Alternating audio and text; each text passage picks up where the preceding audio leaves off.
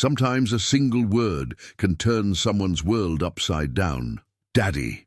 2 syllables spoken by a child at a fancy dinner party, and suddenly silence fills the room, eyes turn, and a secret buried for years begins to unravel. Anyone who has tried to hide the past knows the truth may take a while, but it finds a way to come out, usually in the most unexpected way possible. This is the story of Gustavo Almeida, a millionaire known for his coldness in business, and Mariana, the maid who carried alone a secret bigger than herself. Between crystal glasses and marble corridors, Lucas appeared, the hidden sun, the invisible link between 2 worlds that should never touch. But destiny has its own rules. If you've ever felt that love and justice go hand in hand, even when everything seems against it, this story will move you. And what's more, it will make you think about what really matters. Stay with me until the end, because this is not just a story of paternity revealed, but of sacrifice, overcoming, rejection, and a redemption that no one saw coming. Gustavo Almeida is the kind of man who commands respect without having to say a word. A successful businessman in São Paulo, he built an empire in the construction industry, and with it, an unshakable image of control, power, and prestige. He was surrounded by advisors, million-dollar contracts, and glamorous parties, where every detail was calculated to reflect his greatness.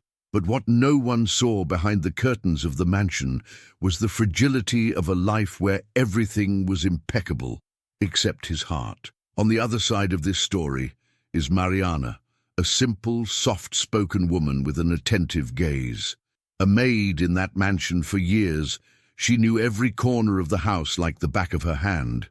She wasn't just an employee, she was that silent presence that made everything work, but without ever being noticed. Always discreet, always firm, she hid a secret deep inside that could turn that world upside down. Her greatest love and her greatest fear, the son she was raising in the back of the house. Lucas, just 5 years old, was a sweet, curious, and lively child. Mariana's son, and what few knew, also Gustavo's son. The fruit of a brief hidden relationship, born in a moment of vulnerability and never revealed out of fear. With each laugh the boy made in the halls of the mansion, Mariana felt her heart ache, because while to everyone else he was just the maid's son, she knew he was much more, the boss's son. It was supposed to be just another one of those gala dinners, where the shine of the chandeliers mixed with the sound of silverware and the sharp conversation of the great names of the São Paulo elite. Gustavo, as always, was the center of attention, confident, surrounded by business associates and politicians, without imagining that that night would be anything but ordinary. While crystal glasses clinked and waiters danced between the tables, a pair of little shoes echoed in the room, breaking protocol with an innocence that no millionaire could have predicted. Lucas came running in, his face lit up with curiosity and his eyes shining with affection. No one was waiting for him there, and for a moment the hubbub ceased. He went straight to Gustavo, ignoring the surprised looks, and held his hand with disarming sweetness. The boy's voice cut through the air like lightning. "Daddy, will you play with me after dinner?" There it was. The forbidden word was said, and nothing would ever be the same again. The silence in the room was so heavy that even the clinking of spoons stopped in the air. Mariana, who was discreetly serving in the back, felt the floor disappear beneath her feet. The plate she was holding almost fell. What she had spent years trying to avoid, the clash between 2 worlds, happened in the most unthinkable moment. Gustavo, pale and unresponsive, stared at the boy as if he were seeing a ghost. And Mariana, with her heart racing, knew there was no way to hide it anymore. The family secret that she had sworn to protect with her own life now had a name, a face, and a voice. Mariana has never had an easy life. Born in the countryside of Minas Gerais, she grew up between sacrifices and hopes, learning from an early age that the world is not always fair to those born into simple lives. While other children played, she helped her mother sew, cleaned backyards and sold delicacies to supplement the family income. This woman, who now cleans crystal chandeliers, was forged in the fire of necessity and carried a strength that no one saw under her maid's uniform. When she arrived in São Paulo, she was just one of thousands of young people looking for a fresh start. She faced lines, rejections, shared a room with strangers and slept on thin mattresses, until a vacancy appeared at Gustavo Almeida's mansion. There, among polished marble and velvet sofas, she felt out of place at first, like someone who enters a palace but knows that her place is behind the scenes. But Mariana was always dedicated, and her competence soon made her an essential cog in the machinery of that luxurious house. It was in this environment of appearances between one party and another that a brief, forbidden relationship changed her life forever. She and Gustavo got involved at a time when they were both emotionally fragile, and from this encounter Lucas was born, the hidden son, the link between two worlds. For fear of being fired, Mariana never told the truth. She raised the boy in silence, with all the love she had, even knowing that his father lived just a few meters away. Her greatest asset was also her greatest secret. Lucas was just a child, but his sensitivity was sharp. He didn't understand what separated his life from those well-dressed children who ran through the halls of the mansion, but he felt that something was out of place. Little by little, he began to observe Gustavo more closely, his gestures, the way he walked, the tone of his voice. There was something there that moved him, as if his heart recognized what his eyes still couldn't explain. The connection, even invisible, was real. Whispers began to spread among the employees. A waitress commented, "Have you noticed how much that boy looks like Mr. Gustavo?" And it wasn't long before more people began to notice. The resemblance between the millionaire and the maid's son was impossible to ignore. In his eyes, in the way he smiled, even in the way he crossed his arms. What had previously been just an assumption became a buzz in the hallways, fueling increasingly dangerous suspicions. The one person who didn't like this at all was Rogerio, the mansion's supervisor. Strict, suspicious, and with an almost military sense of hierarchy, he began to keep a close eye on Mariana and Lucas. For him, this closeness was not only inappropriate, it was a threat to the order of the place. With watchful eyes and a firm stance, Rogerio wasted no time in making it clear that any behavior outside the employee's place would be dealt with harshly. Mariana, in turn, felt that the noose was closing in. On another gala night, with the mansion lit up like a real palace, Mariana did what she always did. She served with elegance without ever being noticed.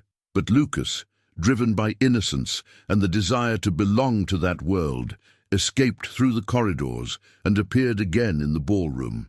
The guests laughed, toasted, discussed contracts, until the boy appeared next to Gustavo, tugging on his sleeve with his usual sweetness.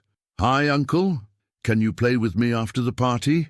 Time stopped. The laughter stopped, the eyes turned, and Gustavo froze.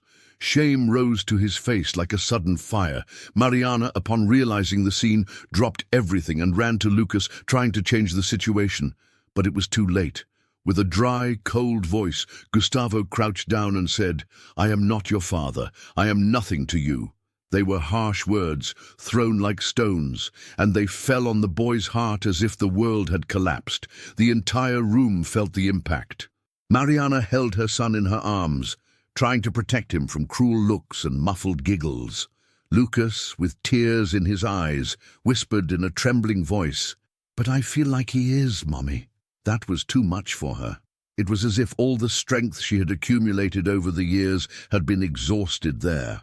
What was just a family secret became, in front of everyone, a public humiliation. From that moment on, hiding the truth would become even more difficult and more painful. João, Gustavo's personal assistant for over 20 years, was not a man of much talk, but he observed everything. Loyal to his boss, he knew the backstage of that mansion like no one else. After the scandal at the dinner, he began to pay attention to details that he had previously ignored. The way Lucas walked, the expression when he smiled, the curious look in his eyes. That was no coincidence. It was familiarity. It was like seeing the young Gustavo, years ago, reflected in miniature. One day, while reorganizing old files in the office, João came across a family photo album. There was young Gustavo, with that same sparkle in his eyes that Lucas had. A shiver ran down his spine. Days later, he found a photo frame with a picture of Lucas as a child hidden in Mariana's room. His doubt turned into conviction. That boy was not just the maid's son. He was the boss's son. But João knew he needed more than suspicions. He searched through company records, cross-referenced dates, and remembered that Mariana had been hired shortly after Gustavo had taken a long trip to the countryside. Everything fit together. He could no longer ignore it. With courage and respect, he sought out Gustavo and asked the question that had been echoing inside him. "Sir, the boy, is he your son?" At first, the businessman laughed, but soon the laughter disappeared. For the first time, João saw something rare in the millionaire's eyes: doubt. Gustavo was not a man used to losing control. But after the conversation with João, something inside him began to crumble. The assistant's words echoed in his mind. The truth is sometimes right before our eyes. He could no longer walk through the halls of the mansion without remembering the boy, without feeling that discomfort that only conscience can cause. It was then that he decided to call Mariana for a conversation that he could no longer postpone. The atmosphere in the office was tense. Mariana walked in with her shoulders hunched and her heart racing. She had never been called there before. Gustavo was direct. "How long have you worked here? How old is Lucas?" The questions, although simple, carried enormous weight. And then came the final blow. "Is Lucas my son?" Mariana tried to answer, but her voice wouldn't come out. Until, in a burst of courage, with tears in her eyes and a heavy heart, she said, "Yes, sir, Lucas is your son." The silence that followed was absolute. Gustavo leaned back in his chair, put his hands on his face, and stayed like that for a few seconds, trying to process everything. "Why didn't you ever tell me?" he asked, in a more human tone than Mariana had ever imagined hearing from him. "I was afraid. Afraid of being fired, afraid that you would reject him." The confession disarmed the businessman, and for the first time he saw beyond the employee. He saw a mother. He saw the woman who raised her son alone. "This changes everything," he said, and he meant every word. In the days following the revelation, Gustavo was no longer the same. Something inside him had broken, or perhaps finally opened up. The businessman, accustomed to numbers and goals, was now trying to understand the silence of a son who had always been close, but invisible. He began to walk around the gardens more often, observing from afar that boy, who until recently was just the maid's son. Now he knew he was his son. Blood spoke louder.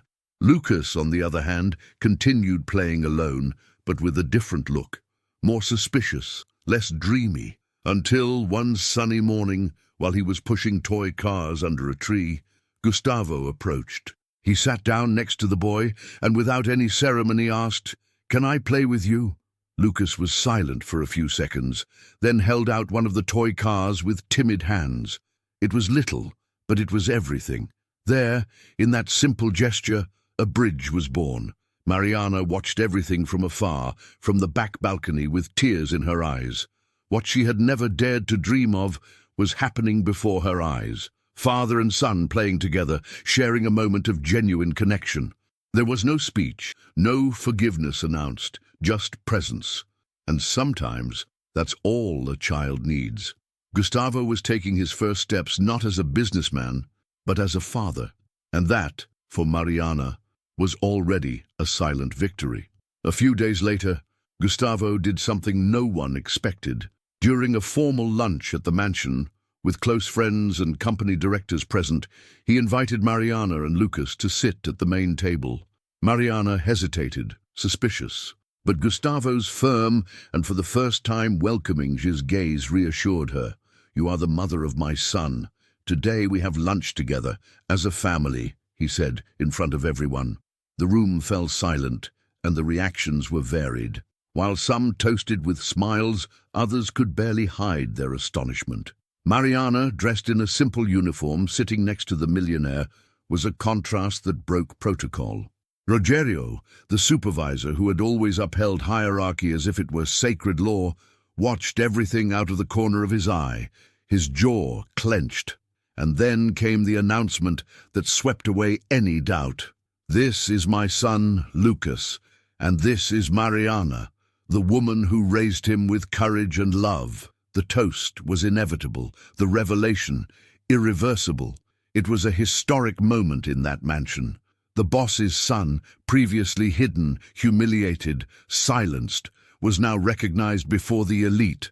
The family secret became a revealed and celebrated truth. For Gustavo, it was more than a symbolic gesture. It was a breaking down of walls. For Mariana, it was the validation of every hidden tear and every sleepless night. And for Lucas, even without understanding everything, it was the beginning of a family reconciliation that would change his life forever. After the public recognition, life in Gustavo Almeida's mansion never went back to the way it was. Lucas, who had previously been treated as the maid's son, began to be seen in a different light. Gustavo made sure to integrate him into his routine. He hired a private tutor, took the boy to discreet events, and began to gradually introduce him as an heir. It wasn't just a gesture of affection, it was a paradigm shift. The millionaire was taking on his role as a father with conviction. Inspired by everything he saw Mariana go through, Gustavo launched Projeto Esperanza, a social initiative aimed at supporting single mothers who worked in difficult conditions, like her. The project offered daycare, medical care, and financial support. It was his way of transforming guilt into action and making his own story an example of emotional justice and overcoming. It was more than charity. It was reparation. It was awareness. It was redemption. Mariana, in turn, began to be treated with respect within the mansion. She gained better working conditions, more privacy and recognition. But above all, she began to walk with her head held high.